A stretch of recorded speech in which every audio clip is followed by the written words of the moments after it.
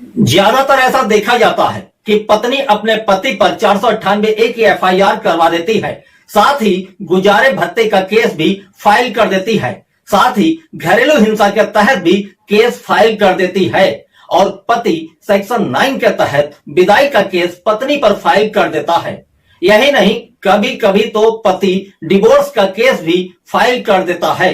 फिर शुरू होता है एक दूसरे को नीचा दिखाने का सिलसिला और शुरू होता है एक दूसरे को बेइज्जत करने का सिलसिला और शुरू होता है एक दूसरे को सम्मान भिजवाने का सिलसिला।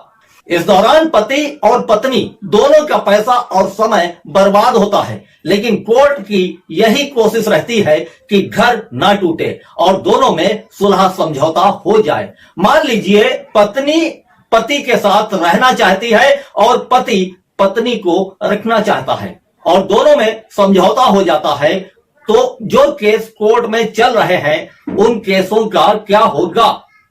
नमस्कार, स्वागत है आप सभी का advocate chamber for legal help में और मैं हूं आपके साथ राजीव कुमार शुक्ला, आपका दोस्त, आपका होस्ट। तो चलिए बताते हैं, पति पत्नी कोर्ट केसों के चलते एक दूसरे के साथ रहने लगते हैं तो कोर्ट में केस को खत्म करवाने के क्या रास्ते हैं। देखिए, पत्नी ने यदि मेंटेनेंस और घरेलू हिंसा का केस डाला हुआ है तो पत्नी अपने वकील के माध्यम से एक प्रार्थना पत्र देकर केस को खत्म करवा सकती है और यदि पति ने विदाई या डिवोर्स का केस फाइल किया हुआ है तो पति अपने वकील के माध्यम से प्रार्थना पत्र देकर केस को खत्म करवा सकता है।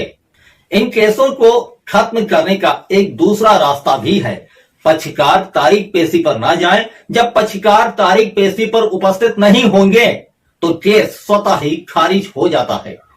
अब बात करते हैं 498A की। यदि पत्नी ने पति और पति के परिवार वालों पर 498A की एफआईआर करवाई है तो उसकी चार्जशीट कोर्ट में दाखिल ना हुई हो तो पत्नी पुलिस अधीक्षक को प्रार्थना पत्र देकर केस को खत्म करवा सकती है। ऐसे में पुलिस उस एफआईआर पर एफआईआर लगा देगी और यदि चार्जशीट कोर्ट में दाखिल हो चुकी है तो पत्नी को कोर्ट में अपने बयान दर्ज करवाने पड़ेंगे। उसके बाद ही पति और पति के परिवार वाले बरी हो पाएंगे। तो दोस्तों, आज हमने आपको बताया पति पत्नी का समझौता हो जाता है तो दोनों पक्षकार अपने केस को वापस कैसे लेते हैं। हम जल्द वापस आएंगे ऐसी ही किसी कानूनी जानकारी के साथ। तब तक के लिए नमस्कार।